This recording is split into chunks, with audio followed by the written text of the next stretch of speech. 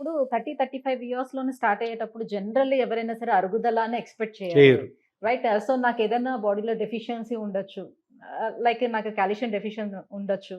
So, మీ దగ్గరికి వచ్చేదానికన్నా before అలాంటి precautions అన్నీ కూడా అస్సలు ముందు అటువంటివి తీసుకొని ఏముండవు. ఈ యంగ్ ఏజ్‌లో వచ్చిన మోకాళ్ళు అరిగిపోయిన, మోకాలు నొప్పి ఎందుకు వస్తుంది? కారణం ఏంటి? అంటే ఆ నీ జాయింట్‌లో ఏమేమి పార్ట్స్ ఉంటాయి? ఏమేమి దెబ్బతిన్నాయి? ఏమేమి అరిగినాయి? ఇది ఇంపార్టెంట్. సో, దాన్ని స్కాన్ చేసి కనుక్కోవాలి.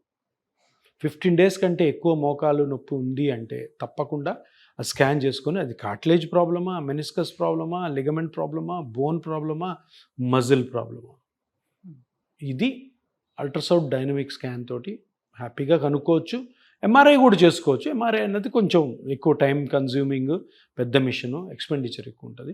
అల్ట్రాసౌండ్ స్కానింగ్ తోటి నీట్గా అన్నీ అర్థమవుతాయి. ఒక ప్రిలిమినరీ డయాగ్నోసిస్, ఇంకా ఏమైనా డెప్త్లో కావాలనుకుంటే అప్పుడు ఎంఆర్ఐకి పోవచ్చు.